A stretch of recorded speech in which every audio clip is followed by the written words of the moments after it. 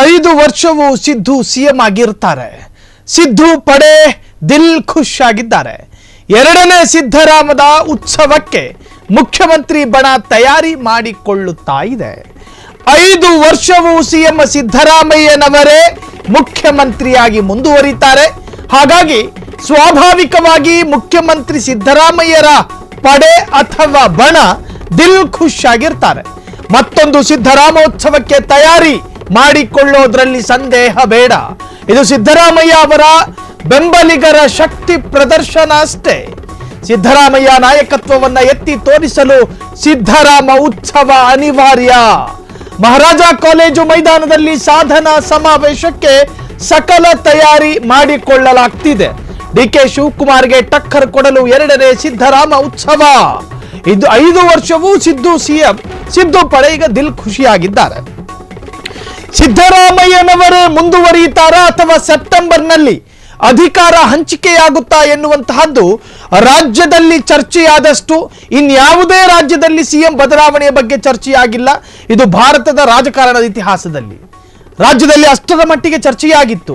DK Shivakumar ಅವರು ಕೂಡ ಪದೇ ಪದೇ ಪವರ್ ಶೇರಿಂಗ್ ವಿಚಾರವನ್ನ ಮುನ್ನೆಲೆಗೆ ತರ್ತಾ ಇದ್ರು, ಸ್ವಯಂ ಮುನ್ನೆಲೆಗೆ ತರ್ತಾ ಇದ್ರು. ಜೊತೆಗೆ ತನ್ನ ಬೆಂಬಲಿಗರ ಮುಖೇನ ರಾಜ್ಯದಲ್ಲಿ ಚರ್ಚೆಗೆ ಅದನ್ನು ತರ್ತಾ ಇದ್ರು. ಯಾವಾಗ ಹೈಕಮಾಂಡ್ ನಾಯಕರು back to back Karnataka visit ಮಾಡೋದಕ್ಕೆ ಶುರು ಮಾಡಿದ್ರು, ಆ ಸಂದರ್ಭದಲ್ಲೂ ಕೂಡ ಡಿಕೆ ಶಿವಕುಮಾರ್ ಅವರು ತನ್ನ ವರ್ಚಸ್ಸಿನ ಶಕ್ತಿಯನ್ನ ತನಗೂ ಬೆಂಬಲಿಗರ ಬೆಂಬಲ ಇದೆ ಅನ್ನೋದನ್ನ ಹೈಕಮಾಂಡ್ ನಾಯಕರಿಗೆ ಮನವರಿಕೆ ಮಾಡಿ ತೋರಿಸೋದ್ರಲ್ಲೂ ಕೂಡ ಬ್ಯಾಕ್ ಟು ಬ್ಯಾಕ್ ಎಡವಿದ್ರು, ನಿರಂತರವಾಗಿ ಎಡವುತ್ತಾ ಹೋದ್ರು. ತನಗೆ ಶಾಸಕರ ಬೆಂಬಲ ಇಲ್ಲ ಅನ್ನೋದು ಖಾತ್ರಿ ಆಯಿತು ಹೈಕಮಾಂಡ್ ನಾಯಕರುಗಳಿಗೆ. ಡಿಕೆ ಶಿವಕುಮಾರ್ ಅವರಿಗೆ ಸಿಎಂ ಸ್ಥಾನದ ಆಸ್ಪಿರೆಂಟ್ ಆಗಿದ್ದರೂ ಕೂಡ ಅವರಿಗೆ ಅಷ್ಟು ಪ್ರಮಾಣದ ಬೆಂಬಲ ಇಲ್ಲ. ಕರ್ನಾಟಕದ ಮಾಸ್ ಲೀಡರ್ ಓನ್ಲಿ ಒನ್ ಅದು ಸಿದ್ದರಾಮಯ್ಯ ಅನ್ನೋದು ಇದು ನಾವು ಹೇಳ್ತಾ ಇಲ್ಲ, ನಮ್ಮ ಅಭಿಪ್ರಾಯ ಅಲ್ಲ. ಇದು ರಾಜ್ಯಕ್ಕೆ ಬಂದ ಉಸ್ತುವಾರಿಗೂ ಕೂಡ ಅದೇ ಗೊತ್ತಾಗಿತ್ತು. ರಾಜ್ಯದ ಉಸ್ತುವಾರಿ ಬೇರೆಯೇ ಮಜಲುಗಳಲ್ಲಿ ಅಭಿಪ್ರಾಯ ಸಂಗ್ರಹಿಸೋದಕ್ಕೆ ಶುರು ಮಾಡಿದ್ರು. ಒಂದಷ್ಟು ಶಾಸಕರನ್ನ ಪ್ರತ್ಯೇಕವಾದಂತಹ ಸಭೆಯ ಮುಖಾಂತರವಾಗಿ ಸಿಎಂ ಸಿದ್ದರಾಮಯ್ಯರ ಮೇಲಿರ್ತಕ್ಕಂತಹ ಒಲವು, ಡಿಕೆ ಶಿವಕುಮಾರ್ ಅವರ ಮೇಲಿರ್ತಕ್ಕಂತಹ ನಿರಾಕರಣೆಯ ಮನೋಭಾವ, ಎರಡನ್ನೂ ಕೂಡ ಅಭಿಪ್ರಾಯ ಸಂಗ್ರಹಿಸಿದ್ರು ಅಲ್ಲಿನ ಉಸ್ತುವಾರಿ, ಕರ್ನಾಟಕದ ಉಸ್ತುವಾರಿ.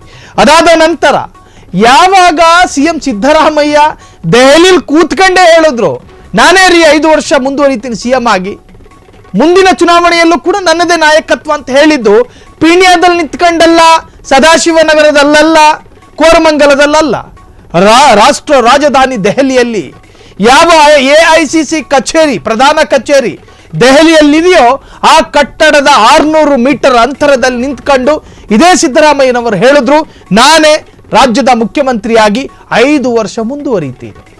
There is no option. DK Shivakumar ಅವರಿಗೆ ಖುದ್ದಾಗಿ ಅವರೇ ಹೇಳಿದ್ರು, ನಾನು ಮಾಡುವಷ್ಟು ಮಾಡಿದೆ, ಆಯ್ಕೆಗಳು ಕಾಣ್ತಿಲ್ಲ, ಕಣ್ಣಿಗೆ ಕಂಡ ಎಲ್ಲಾ ಮಾರ್ಗಗಳಲ್ಲೂ ಕೂಡ ಪ್ರಯಾಣ ಮಾಡಿದೆ, ನನಗೆಲ್ಲೂ ಲೀಲಾಜಾಲವಾಗಿ ಪ್ರಯಾಣ ಮಾಡಕ್ಕೆ ಆಗಲಿಲ್ಲ, ನೋಡೋಣ ಭಾಗ್ಯ ಇದ್ದರೆ ಮುಂದಿನ ಬಾರಿ ಟ್ರೈ ಮಾಡ್ತೀನಿ ಅನ್ನೋ ಹಂತಕ್ಕೆ ಬಂದ್ರು DK Shivakumar. DK Shivakumar. So ಈಗ ಸ್ವಾಭಾವಿಕವಾಗಿ ಅದು ಡಿಕೆ ಶಿವಕುಮಾರ್ ಬಣದ ನಾಯಕರಿಗೂ ಡಿಕೆ ಶಿವಕುಮಾರ್ ಸಿಎಂ ಆಗಬೇಕು ಅನ್ನೋ ಆಸೆ ಇರುತ್ತೆ. ಒಂದು ವೇಳೆ ಅವರೇ ಆಗ್ತಾರೆ ಅನ್ನೋದು ಗೊತ್ತಾದ್ರೆ ಡಿಕೆ ಬಣದ ನಾಯಕರು ಕೂಡ ಡಿಕೆ ಉತ್ಸವವೂ ಕೂಡ ಮಾಡ್ತಾ ಇದ್ರು. ಅದರಂತೆಯೇ ಈಗ 2ನೇ ಸಿದ್ದರಾಮ ಉತ್ಸವಕ್ಕೂ ಕೂಡ ತಯಾರಿ ನಡೀತಾ ಇದೆ. ಇದು ಪರಮಾಶ್ಚರ್ಯದ ಸಂಗತಿ ಏನಲ್ಲ, ಇದೆಲ್ಲ ನಿರೀಕ್ಷಿತವಾದಂತಹ ವಿಚಾರ. 5 ವರ್ಷವೂ ನಾನೇ ಸಿಎಂ ಅಂತೇಳಿ ಸಿದ್ದರಾಮಯ್ಯ, ಮುಂದಿನ ಬಾರಿ ಆದರೂ ಟ್ರೈ ಮಾಡ್ತೀನಿ ಅಂತ ಡಿಕೆ ಶಿವಕುಮಾರ್.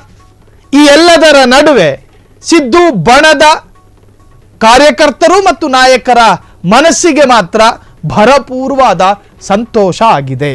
ಕ್ಷಣ ಕ್ಷಣದ ಸುದ್ದಿಗಳಿಗಾಗಿ ಫ್ರೀಡಂ ಟಿವಿ ಸಬ್ಸ್ಕ್ರೈಬ್ ಮಾಡಿ, ಲೈಕ್ ಮಾಡಿ ಹಾಗೂ ಫಾಲೋ ಮಾಡಿ. ಹೊಸ ಸುದ್ದಿಗಳ ನೋಟಿಫಿಕೇಶನ್ಗಾಗಿ ಬೆಲ್ ಐಕಾನ್ ಮೇಲೆ ಕ್ಲಿಕ್ ಮಾಡಿ.